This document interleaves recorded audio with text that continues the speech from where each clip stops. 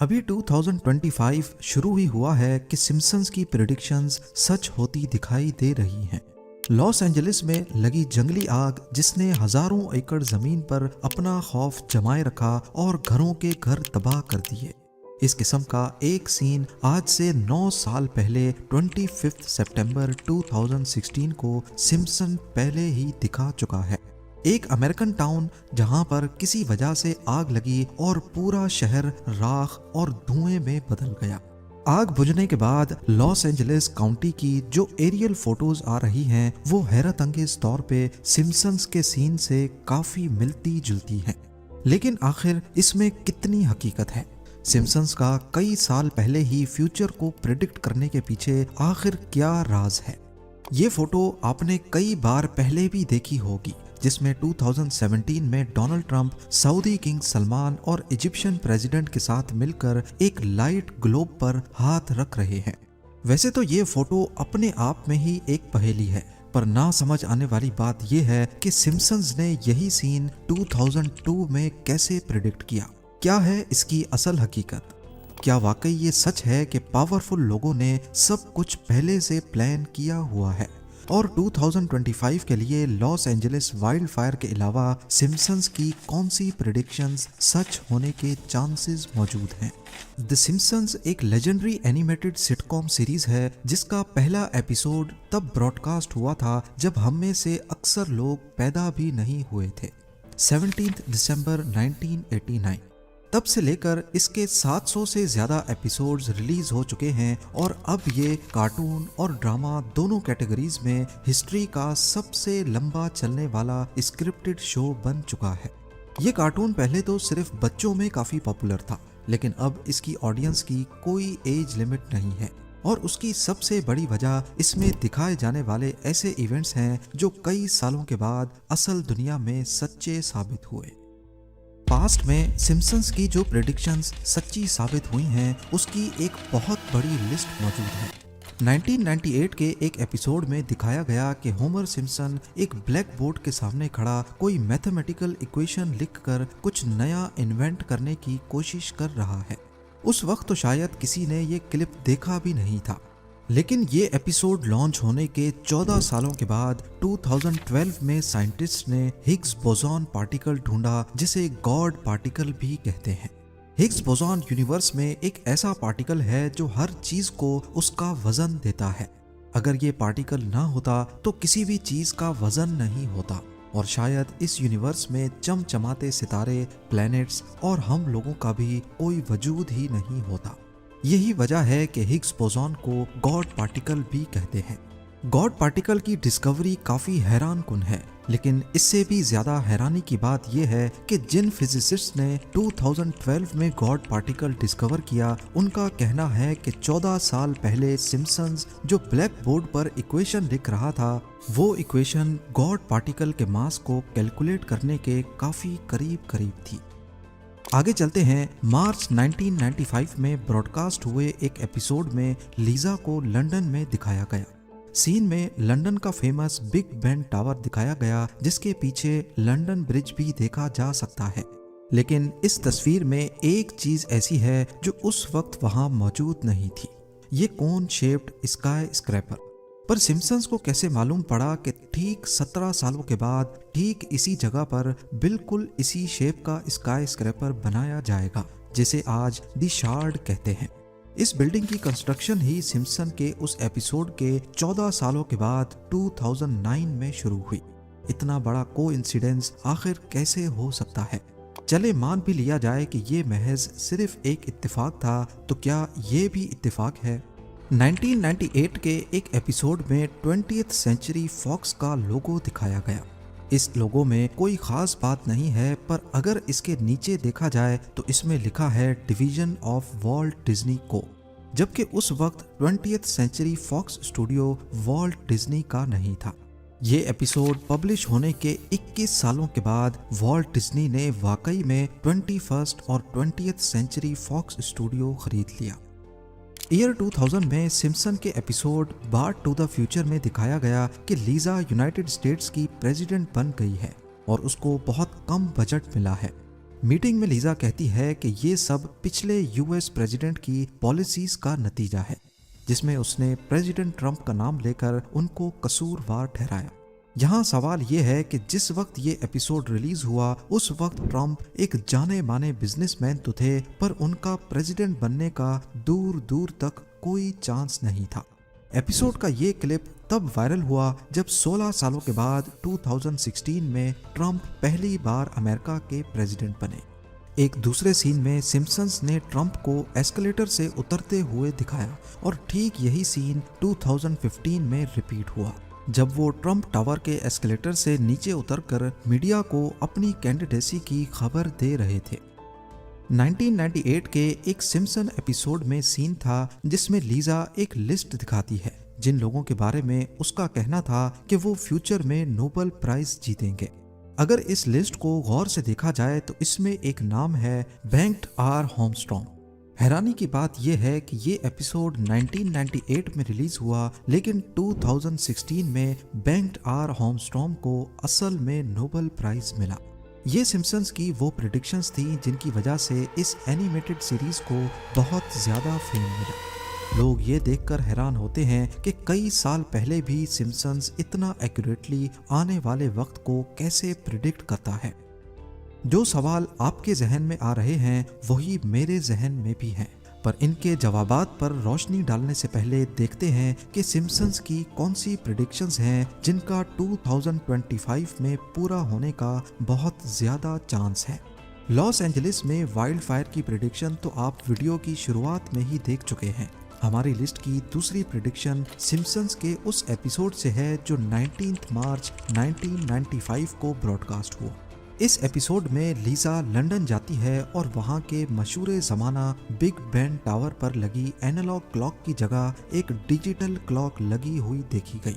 देखा जाए तो बिग बेन की घड़ी को हमेशा हमेशा के लिए डिजिटल कर देना शायद मुमकिन नहीं हो, पर ये इम्पॉसिबल भी नहीं है। अगर कभी आर्जी तौर पे ऐसा किया जाए तो ये हिस्ट्री में बहुत इम्पोर्टेंट दिन होगा।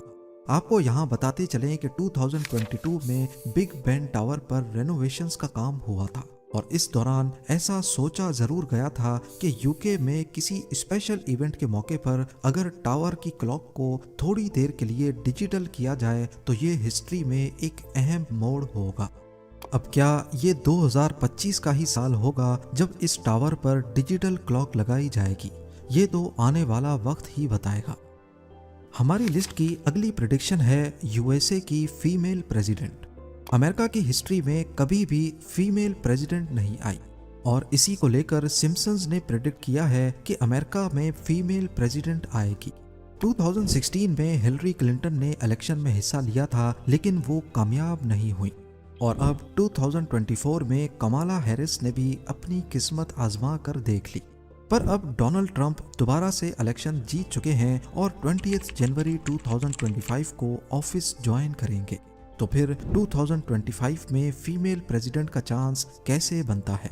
ये आइडिया फ्लोट हुआ था सिम्पसन्स के ही एक दूसरे सीन में, जब एक छोटे से बैज पर इवानका 2028 लिखा हुआ था।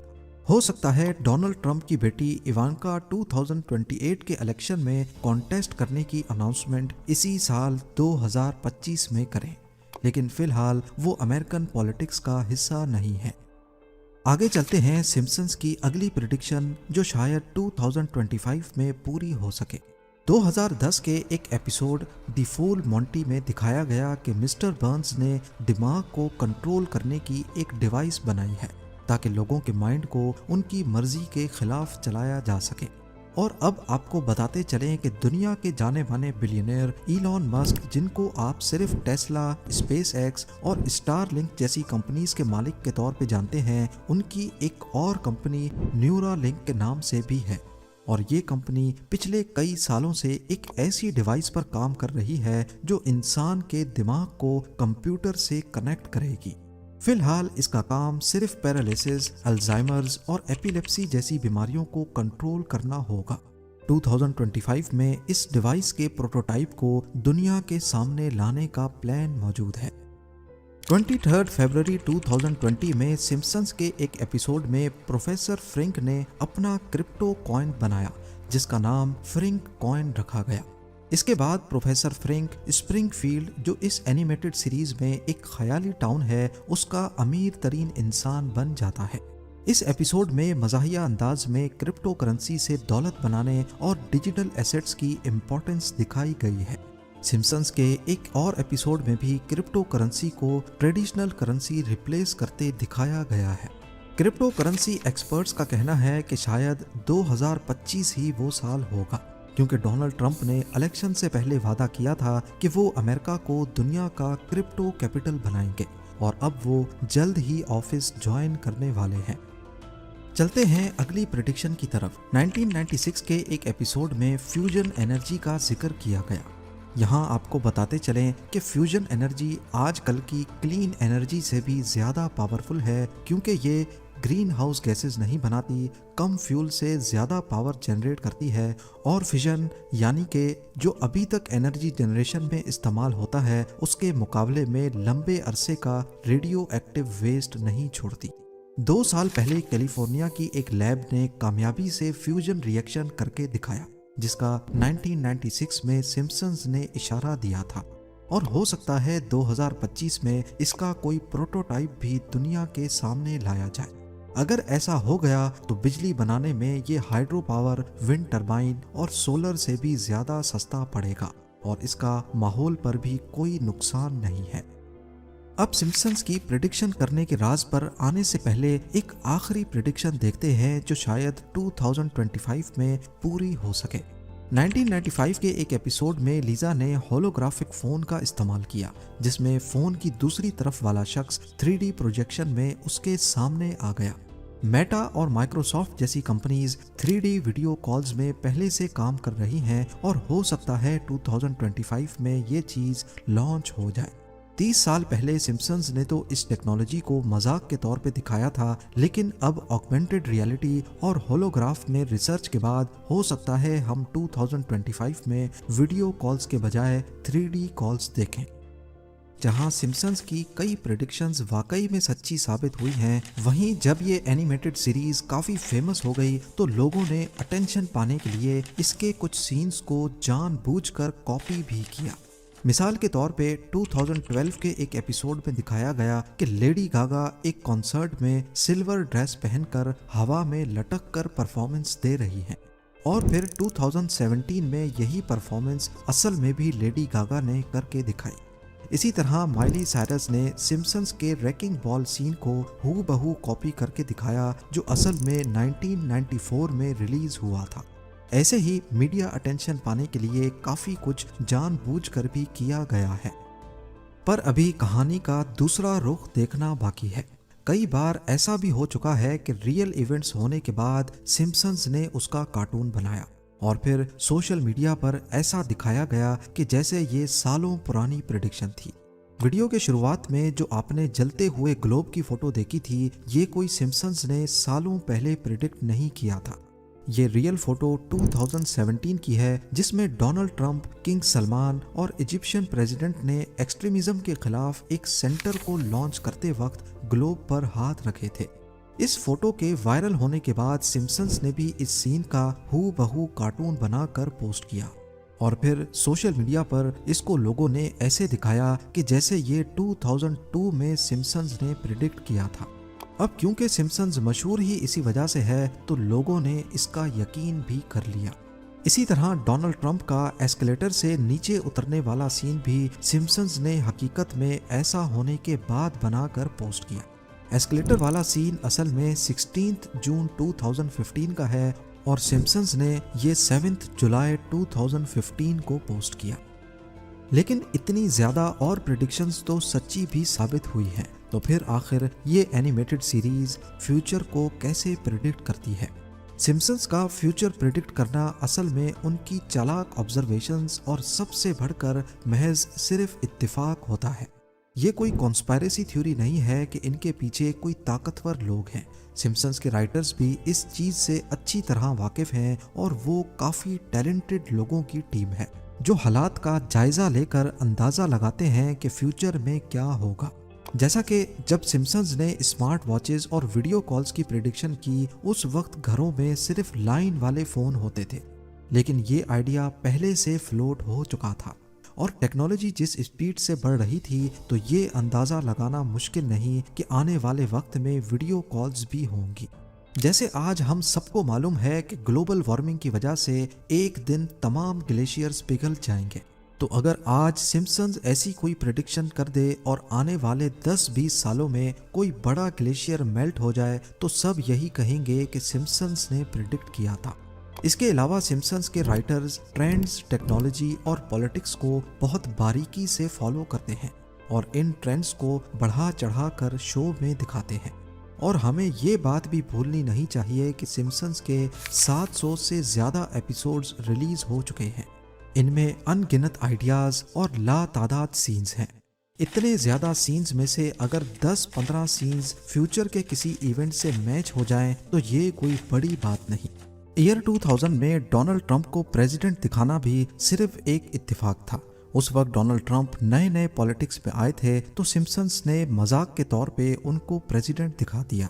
इसी तरह देखा जाए तो 1995 के एपिसोड में बिग बेन टावर के पीछे जो कोन शेप की बिल्डिंग दिखाई गई थी, इसके पीछे भी सिम्पसन्स की बड़ी चालाक ऑब्जर्वेशंस थी।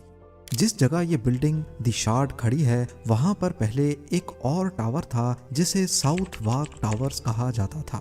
1990 में ये बिल्डिंग आउटडेटेड हो गई थी और इसको गिराकर यहाँ कोई आइकॉनिक बिल्डिंग खड़ी करने का इरादा किया गया और ये खबर न्यूज़पेपर्स में भी शाया हुई।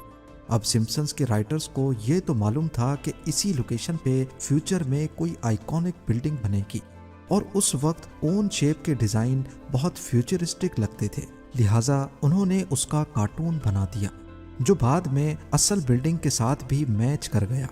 असल में ये प्रिडिक्शन नहीं थी बल्कि ये सिर्फ एक कोइंसिडेंस था।